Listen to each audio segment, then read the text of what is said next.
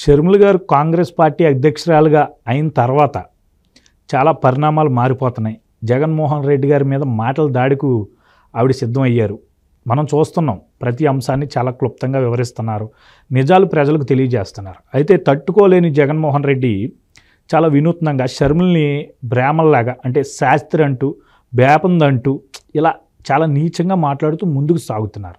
ఏదేమైనప్పటికీ ఇప్పుడు ఎక్కడ క్రిస్టియన్ ఓట్లు షర్మిలు బయటికి వెళ్తే పోతాయి అనే ఒక అభిప్రాయానికి వచ్చినటువంటి జగన్మోహన్ రెడ్డి గారు అతను మేనత్తను ఎవరినో కూడా తీసుకొచ్చి ఇప్పుడు ప్రచారం చేసుకోవాల్సిన పరిస్థితి. జగన్ బాబు చాలా మంచోడు, అతనికే ఓటేయండి అని చెప్తున్నారు. అసలు ఏంటి అంటే క్రిస్టియన్స్ అందరూ వీళ్ళ ఫ్యామిలీకి ఓటేయాలా అనే ఒక అభిప్రాయం కూడా జనంకి వస్తుంది. ఏదేమైనప్పటికీ ఇప్పుడు సుంతి గారు కూడా ఎంట్రీ ఇస్తున్నారో జగన్మోహన్ రెడ్డి గారికి వ్యతిరేకంగా ఆవిడ పోటీ చేయబోతున్నారని వార్తలు వస్తున్నాయి. మీ అభిప్రాయం ఏంటి దీని మీద? మ్యాటర్ ఏంటంటే జగన్మోహన్ రెడ్డి గారికి 2019 ఎన్నికల్లో అనేక అంశాలు కలిసి వచ్చినాయి. తల్లి, చెల్లి, అన్న, తమ్ముడు, విశ్రాంత అధికారులు, మాజీ జడ్జీలు, గవర్నర్లు, పక్క రాష్ట్ర ముఖ్యమంత్రులు, కేంద్ర పెద్దలు, అలాగే కొన్ని సామాజిక వర్గాలకు సంబంధించి ఇన్ఫ్లుయెన్సర్స్, ఆఖరికి జబర్దస్త్లో ఆడవేషం కట్టి మగవాళ్ళు అందరూ కూడా హెల్ప్ చేశారు. ఆయన పాదయాత్రలో కలిసి నడిచారు. తర్వాత ఆయనకు ఓటేయమని పరోక్షంగా చెప్పారు, ప్రత్యక్షంగా చెప్పారు. తెలుగుదేశం పార్టీ మీద కుల సామాజిక ముద్రేశారు. రకరకాలు, ఇంకా 1-2 కాదు. అంటే ఏ సందర్భం వచ్చినా ఆయనకు అనుకూలంగా మారింది. సపోజ్ ప్రత్యేక హోదా సాధన సమితి అని ఒకటి ఉండేది.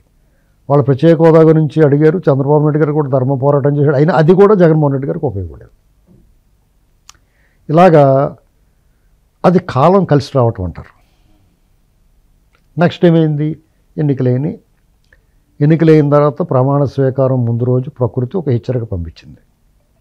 మీరు తప్పు చేశారా ఆంధ్రప్రదేశ్ ప్రజలారా? మర్రి చెన్నారెడ్డి గారు అబ్బాయి మర్రి శశిధర్ రెడ్డి మాట చెప్పాడు.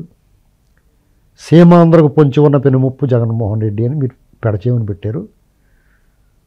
అయినా శాంపిల్ ఇదిగో చూడండి అని చెప్పి ఆ రాత్రి, రేపు తెల్లారితే ప్రమాణ స్వీకారం అనగా ముందు రోజు రాత్రి బీభత్సమైన గాలివాన వర్షం వచ్చేసింది. మన్నాడు ప్రమాణ స్వీకారం అయింది. ఆ రోజు నుంచి ఈయన ఎన్నికలకు సిద్ధం, అవాళ్ళ నుంచే సిద్ధం, ఇవాళ సిద్ధం అంటున్నాడు కాదు, అవాళ్ళే సిద్ధం. ఆయన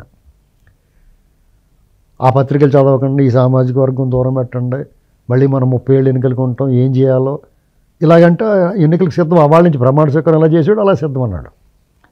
ఆ రోజు నుంచి విధ్వంసకర విన్యాసాలు చేసుకుంటూ వచ్చాడు. ప్రజావేదిక కూలగొట్టడం మొదలుపెట్టి రక్తగాయాలు, రక్తతర్పణం, పల్నాడు ఆత్మకూరు నుంచి మొదలెట్టాడు. కార్యకర్తల రక్తం కళ్ళ చూసాడు. అది కంటిన్యూ చేశారు. ఇటు దాడులు, దుర్మార్గాలు, పార్టీ ఆఫీస్ చంపేటాలు, విధ్వంసం కేటగిరీలోనేమో పార్టీ ఆఫీసు ధ్వంసం చేయటం, కూల్చటాలు, ఇల్లులు కూల్చటాలు, ఇలాగ వ్యాపారాలు కబ్జాలు, బెదిరించి లాగేసుకోవటం, భూమి కబ్జాలు, ఇలాగే ఎక్కడా కూడా ఆబ్సెంట్ లేకుండా కంటిన్యూగా ఏదో క్రమశిక్షణ గల ఉద్యోగుల్లాగా, క్రమశిక్షణ కలిగిన సైనికుల్లాగా విధ్వంసాన్ని పూర్తి స్థాయిలో అమలుపరిచాడు. అరాచకాన్ని అన్లిమిటెడ్ చేశాడు. రాజ్యాంగం, చట్టము, రాజ్యాంగం అంటే ఏంటండి అని అడిగాడు. అతనికి తెలియదు. ఇలా సాగుతున్నప్పుడు యథేచ్ఛగా సాగుతుంది. కానీ ప్రజలు ఎన్నాళ్ళు భరిస్తారో చూశారు. పశ్చిమ మోసం చేశాడు, మళ్ళీ ఎంత వంచన చేశాడు. అమరావతి రైతుల, దళితుల, భవన నిర్మాణ కార్మికుల, మద్యం వ్యాపారుల, కాంట్రాక్టర్ల, ఒకళ్ళిద్దరని కాదు, నిరుద్యోగులు, ఉపాధ్యాయులు, విశ్రాంతి ఉద్యోగులు, పెన్షనర్లు, అన్ని వర్గాల సమాజంలో చిరు వ్యాపారులు, వీళ్ళందరూ కూడా ఏంట్రా ఎంత మోసం చేసాడు, ఒక్క ఛాన్స్ అంటే మనందరం ఆయిలో పడ్డాం, ఇంతమంది వచ్చి చెప్పారు ఇతనికి మించి, ఇంత దెబ్బ అయిపోయామని చెప్పుకోవడం లేక ఎక్కడో పుండు బావగారు వైద్యం అంటే చూపించుకోవడం లేదు ఎవరికైనా. కొంతమంది ఏదైనా మాట్లాడి అతనికి సహకరించి బయటకు వచ్చి బాధపడి అతని వల్ల ఇబ్బంది పడిన వాళ్ళు సోదికెళ్తే ఏదో బయటపడినట్టు ఆ బాధ ఉంది. ఇలాగ రకరకాలుగా ఇబ్బందులు పడిపోతున్నప్పుడు చంద్రబాబు నాయుడు గారు వాళ్ళ పార్టీ ది డే బిగినింగ్ నుంచి ఒక అవిశ్రాంత పోరాటం చేస్తున్నారు. ఒక రకం యుద్ధమే చేస్తున్నారు. యాక్చువల్గా ఎవరైతే పోరాడుతున్నారో వాళ్ళు గెరిల్లా దాడులు చేయాలి, వాళ్ళు అటాక్ చేయాలి. కానీ విచిత్రంగానే ప్రభుత్వమే వీళ్ళ మీద అటాక్ చేస్తుంది, వీళ్ళ మీద గెరిల్లా దాడులు చేస్తుంది ఈ ప్రతిపక్షం మీద. ఇది ఇక్కడ వెరైటీ. అదంతా రివర్స్ కదా అయిందంతా. ఇలాంటి పరిస్థితులు నడుస్తూ ఉంది. చంద్రబాబు నాయుడు గారు అరెస్ట్ వరకు వెళ్ళిపోయింది. వాళ్ళ ప్రభ అలా పెరుగుతూ వచ్చింది. చంద్రబాబు నాయుడు గారు, లోకేష్ గారి పాదయాత్ర అసలు అనూహ్యంగా పుంజుకోవటం అనేటువంటిది గత జనవరి నుంచి ఇక డైరెక్ట్ అయిపోయింది. ఎందుకంటే పట్టభద్రుల ఎమ్మెల్సీ ఎన్నికలు గెలవటం ఇవన్నీ చూసాం. ఇక చంద్రబాబు నాయుడు గారికి ప్రజల ఆదరణ, లోకేష్ గారి పాదయాత్ర సక్సెస్ అవ్వడం, యూత్ కనెక్ట్ అవ్వడం ఇవన్నీ చూసి ఆయన అరెస్ట్ చేయడం, అరెస్ట్ అయిన తర్వాత ఇంక ప్రపంచం మొత్తం చంద్రబాబు గారు కలిగింది. ఇంతలో తెలంగాణ ఎన్నికల్లో ఆయనకు అత్యంత సన్నిహితుడు, ఆయన గురువుగా భావించేవాడు, ఆయన విధ్వంసానికి సహకరించినవాడు, ఆయన అరాచకానికి తోడుగా నిలబడ్డవాడు కుప్పకూలిపోయాడు. ఇక్కడి నుంచి బొమ్మ మారింది. చంద్రబాబు నాయుడు గారు సహచరుడు, ఒకప్పుడు చంద్రబాబు నాయుడు గారితో పనిచేసినాడు, ఒక రంగా చంద్రబాబు నాయుడు గారిని గురువుగా భావించేవాడు రేవంత్ రెడ్డి గారు సీఎం అయ్యాడు. అలాగే షర్మిల, జగన్మోహన్ రెడ్డి గారికి అత్యంత ప్రేమ ప్రీతిపాత్రులైన సోదరి, రాజశేఖర రెడ్డి గారు అమ్మాయి.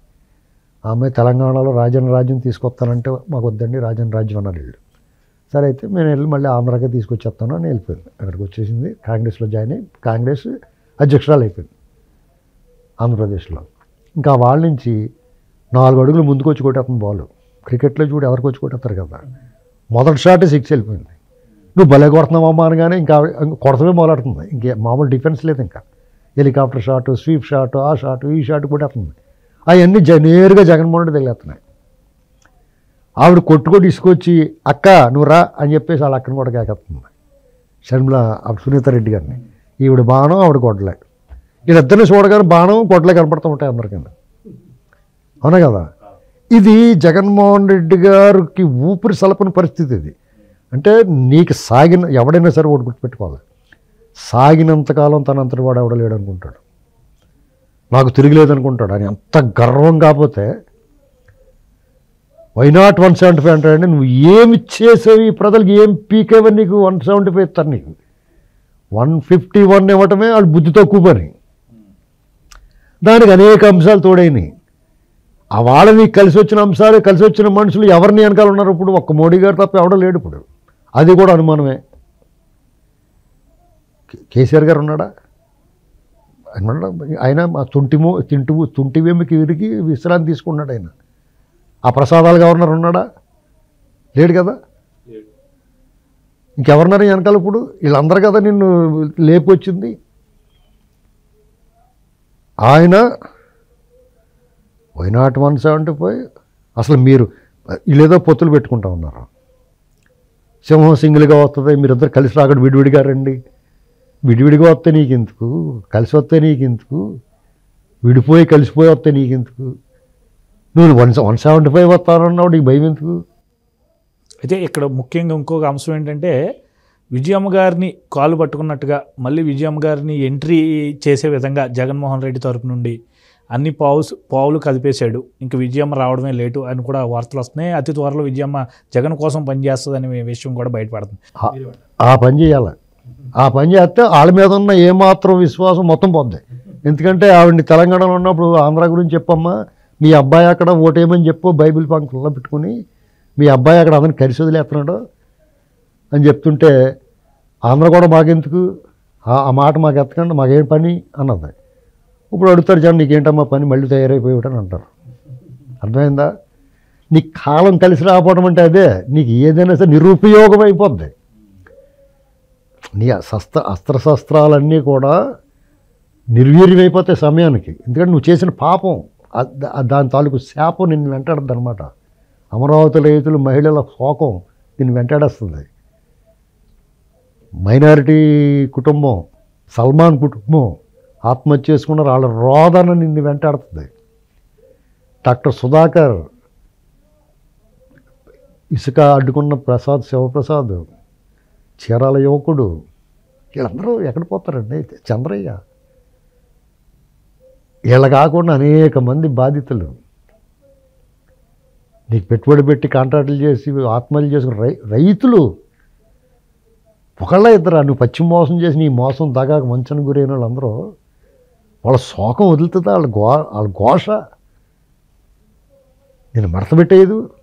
నిన్ను ప్రేమించి, నిన్ను అభిమానించి, ఆరాధించి నేను కూర్చోబెడితే నువ్వు చేసింది ఏంటి? పచ్చి మోసం కదా.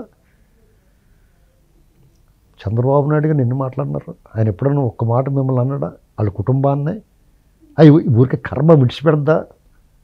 అందుకునే అంటారు పెద్దలు, ధర్మాన్ని కాపాడండి, ధర్మం మిమ్మల్ని కాపాడద్దండి. కర్మ నువ్వేమైనా పాపం చేసి ఉంటే ఆ కర్మ నేను వెంటాడద్ది. నువ్వేమి ఇచ్చేది వచ్చేద్ది. ఇది సత్యం, జరుగుద్ది ఇది. కాబట్టి షర్మిల అన్ని మాటలు మాట్లాడుతుంది. మొత్తం బొమ్మ ఇప్పేసింది. ఈయన బెయిల్ ఎలాగ వచ్చిందో కూడా చెప్పేస్తుంది. వీళ్ళందరూ ఒక బొమ్మ వేశారు, మనందరం అనుకునేవాళ్ళం. అది నిజమే, దానికన్నా ఎక్స్ట్రా చెప్పింది. అనిల్ గారు భారతి వెళ్ళారని చెప్తుంది. ఆ సాక్షిలో నాకు సగముందు ఉంది. అసలు సాక్షి నాది కాదంటాడు ఆయన. రాజశేఖర రెడ్డి ఏమి అవినీతి చేయలేదంటాడు. మరి సాక్షి ఎలాగ వచ్చింది? సాక్షి రాజశేఖర రెడ్డి సాక్షి పెట్టాడంటే అవినీతి సొమ్ముతో పెట్టాడు అంటున్నారు కదా. అంటే ఆయన చేసినట్టే కదా. ఇక్కడ ఆవిడ కొన్ని వాస్తవాలు చెప్తే రాజశేఖర రెడ్డి కూడా అవినీతి కూడా ఆవిడే అండర్చేస్తుంది. ఇలాగ అనేక అంశాలతో మన ప్రతిరోజు ఒక రకంగా వినోదము, విజ్ఞానము, వాళ్ళ గురించి తెలియని విషయాలు ఏమంటే తెలుస్తాయి. మనం దాన్ని అంతవరకే చూడాలి. వాళ్ళ ఫ్యామిలీ డ్రామాలో మంచి రక్తి కట్టిస్తుంది అంతే. రాష్ట్రానికి ఏమీ ప్రయోజనం లేదు. మన వాళ్ళ గురించి ఈయన డబ్బులు ఇచ్చి ఇన్స్టాగ్రామ్ ఇన్ఫ్లుయెన్సర్స్ని సాధువుల చేత జాతకాలు చెప్పించుకుంటున్నాడు. తెలుగుదేశం వాళ్ళకి డబ్బులు ఇవ్వక లేకుండా షర్మిల చేసి పెడుతుంది. అది